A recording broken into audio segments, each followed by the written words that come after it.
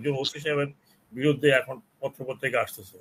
তো ওসি সাহেব থেকে উনি এএসপি হয়েছেন, কত বছর চাকরি, সেখানে শত শত কোটি টাকা চোখের সামনে ঢাকা শহরে বিল্ডিং তৈরি করা ইত্যাদি ইত্যাদি অভিযোগ রয়েছে, তদন্ত করলে বোঝা যায়। চীন, আমেরিকা প্লাস ভারত, এই যে দ্বন্দ্বটা, তার মাঝখানে আমরা পড়ে আছি। সো এই সব মিলিয়ে আমাদের তিস্তা প্রকল্প যেটা হবে হবে হবে না কেউ জানে না। কাজেই এই ধরনের বড় বড় যে সমস্যাগুলো নিয়ে আমরা ফেস করছি এখন, আমাদের সরকার ফেস করছে, সবচেয়ে বড় হচ্ছে ইকোনমিক সমস্যা। এটা পুরো দুনিয়াতে এখন তাই বলতেছে। এখনই যদি সেটা কোনো ব্যবস্থা না নেওয়া হয় তাহলে আমাদের অবস্থা আরো খারাপ হবে। এইগুলোর মধ্যে এইসব জিনিস আসছে, সেটা তো আপনার সরকারের জন্য তো একটা বড় বিব্রতকর অবস্থা। বেনজির সাহেব কি করেছেন অ্যাজ এ র্যাব কমান্ডার, তারপরে উনি আইজিপি, এবং আইজিপি হয়ে তাকে শুদ্ধাচার মানে ক্লিন চিট মেডেল দেওয়া হলো, শুদ্ধাচারের মেডেল দেওয়া হয়েছে, অনেক কিছু দেওয়া হলো। কিন্তু আমার কথা হচ্ছে যে এটা তো সরকারের ঘাড়ে আসছে এখন। আপনি যখন একটা আইজিপি নিয়োগ দিলেন, তার সম্বন্ধে আগেই কথা ছিল যে র্যাবে তিনি গুম খুন ইত্যাদির সাথে জড়িত ছিলেন, এবং তিনি যে সমস্ত স্টেটমেন্ট দিয়েছেন একেবারে ওপেন আইজিপি হিসাবে, এই সরকারকে আমাদের রাখতে হবে, এই সরকারকে রাখতে হবে, ইলেকশন আগে এগুলো কথা বলেছেন, সেগুলো তো গভর্নমেন্ট তখন প্রোটেস্ট করেনি যে আপনি আইজিপি হিসাবে আপনি তো এই ধরনের কথা বলতে পারেন না। তো কাজেই এটাও একই অবস্থা, গভর্নমেন্ট টলারেট করেছে এবং উনি এই তার ক্ষমতা অপব্যবহার করে এই সম্পদ করেছেন। কারণ একজন চাকরি করে তিনি যত বড় বেতনই পান না কেন, ইভেন আমি যদি মনে করি রাষ্ট্রপতি যদি একজন বেতন ভোগ মানুষ, তার পক্ষে এত সম্পদ করা সম্ভব না। এমন যদি কেউ যদি 30 বছর চাকরি করে থাকে, আপনি সেই চাকরির বেতন এবং বেনিফিট যদি অ্যাড করেন, অসম্ভব ব্যাপার, অসম্ভব ব্যাপার। অনেক অনেক আইজিপি ছিলেন এদেশে, আগেও ছিলেন। এখন উনি তো মাছের ব্যবসা করতেন, আরো অনেক ব্যবসা ছিল। এখন মাছের ব্যবসা উনি ব্যবসা করতে পারেন কিনা? চাকরি, সরকারি চাকরিরত অবস্থায় আপনি একটা মাত্র ব্যবসা করতে পারেন, যেটা অথরাইজড, যেটা আমি জানি, সেটা হচ্ছে শেয়ার মার্কেট। শেয়ার মার্কেট ছাড়া আপনি আর কোনো ব্যবসা করতে পারেন না, চাকরি বিধিতে নেই। এখন উনি যদি বলেন আমার বউ ব্যবসা করেছে, এটা করেছে, এখন সেই ব্যবসা মাছের ব্যবসা মানে মাছের ব্যবসা কোনো ট্যাক্স দিতে হয় না। তাহলে প্রথম প্রশ্ন আমার, উনি চাকরি থাকাকালীন হাইয়েস্ট ট্যাক্স দাতা কিভাবে হলেন? হাইয়েস্ট ট্যাক্স দাতা আমি হতে হলে আমার সেই সম্পদ থাকতে হবে, সেগুলো আসলো কোথেকে? হাওয়ার এটা তো আমার ব্যাপার না। কিন্তু স্যার এখানেও তো সেই কথাটাই দাঁড়ায় যে মানে সরকার ওনাকে ইউজ করেছে, উনিও সরকারকে ইউজ করেছেন। এক্স্যাক্টলি এক্স্যাক্টলি দ্যাট ইজ, এটা এটা এটা তো ওনার জন্য আরো বেশি প্রযোজ্য।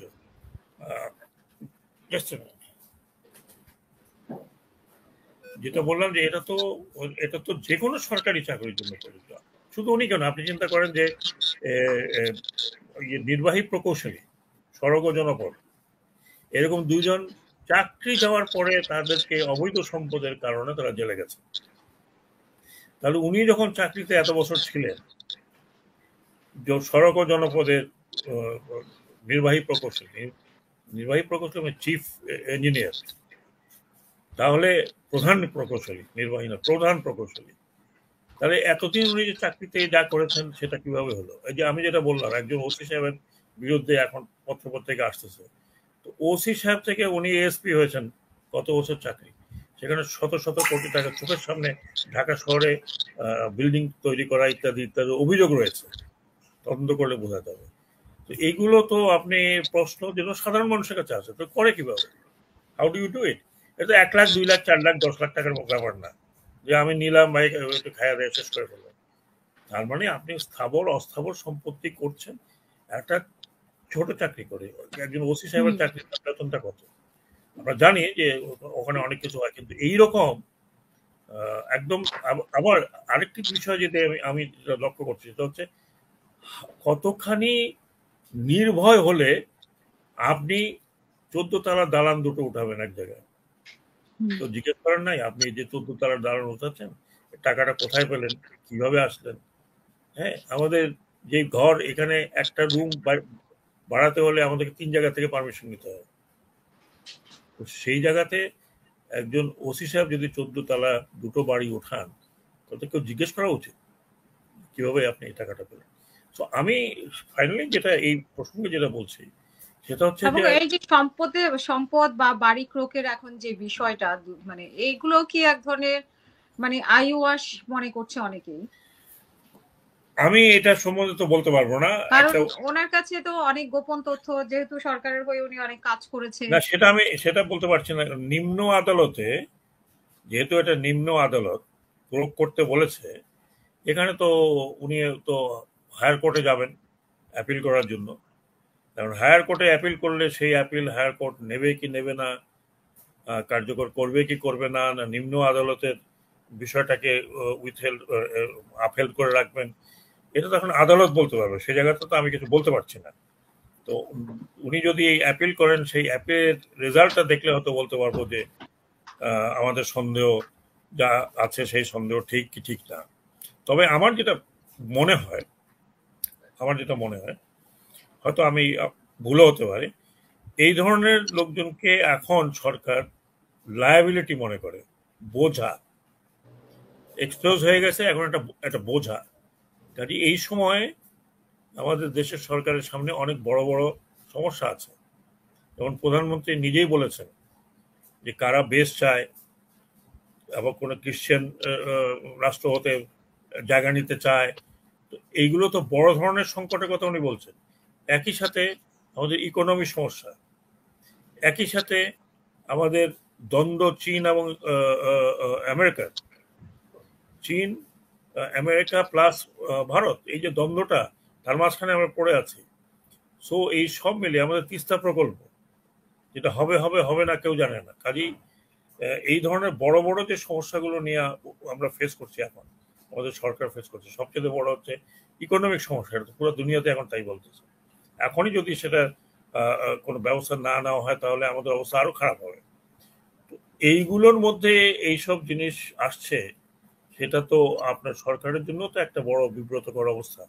প্রতিদিনই তো এটা আসছে। এবং আমি আরেকটি কথা মনে করি যে আহ, কোনো জায়গার থেকে কোনো ইশারা না থাকলে এগুলো এরকম বেরোতো না। বিশেষ করে বেনজির সাহেবেরটা যেভাবে এক্সপোজ হয়েছে, একটা পত্রিকা থেকে শুরু করে আস্তে আস্তে আস্তে আস্তে আস্তে এটা একবারে দুদক পর্যন্ত, এখন তো প্রো কি পরোয়ানা এসে গেছে। কাজে এখানেও কোনো আহ, আহ, আহ, আহ, পর্দার আড়ালে কোনো ধরনের নির্দেশ ছিল কিনা যে আর সহ্য করা যাবে না, এদের প্রয়োজন নাই, এরা লায়াবিলিটি, কাজে লায়াবিলিটি অফ করো। আই ডোন্ট নো, এগুলো সবই এক ধরনের যদি বলেন যে স্পেকুলেশন। সো এই বিষয়টা এখনো যেহেতু তদন্ত সাপেক্ষ, তদন্তে আছে, সেই জন্য ফার্দার কোনো কনক্লুশন তো আমি করতে পারবো না। বাট যা আছে এটা নিয়ে এখন বাংলাদেশে এই এই ব্যবস্থাগুলো নিয়ে বেশি হইচই হচ্ছে। কিন্তু স্যার ওনাদের দুইজনের এই যে সাবেক পুলিশ প্রধান বা প্রধান, সাবেক সেনা প্রধান, সরকার ইচ্ছে থাকলেও কি ওনাদের বিচার করতে পারবে কিনা? কারণ সরকারেরও তো অনেক গোপন তথ্য ওনাদের কাছে আছে, আমরা যতটুকু ধারণা সেটা করতে তো পারি। শোনেন, সেটা তো আমি আপনি বলতে পারবো না যতক্ষণ পর্যন্ত এটার একটা কনক্লুশন না হয়। এখন স্পেকুলেটিভ কোনো কথাবার্তা তো আমি বলতে পারি না যে জি স্যার। সরকার করবে কি করবে না, না সরকারের বিরুদ্ধে কিছু আছে কি আছে না। সেটা যতক্ষণ পর্যন্ত তারা মুখ না খুলবে আমরা বলতে পারছি না। কারণ আমার কাছে তো ধরেন ওই ধরনের গোপন তথ্য কিছু নেই। আর যেটা বললাম যে দুই দুই ব্যাপার, একটা তো দুদকে নিয়ে গেছে, আরেকটা ওনার কি তদন্ত হবে, ওনার কি তদন্ত হবে। একটাই হতে পারে যে উনি ওই ফাইন্যান্সিয়াল কোনো ইরেগুলেটরের মধ্যে ছিলেন কিনা।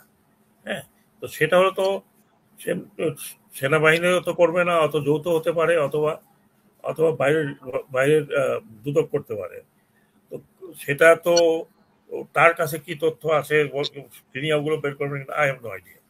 এবং জি এটা স্যার। নিয়ে আমি আমি কোনো স্পেকুলেটিভ, যেমন অনুমান ভিত্তিক কোনো কথা বলতে চাই না।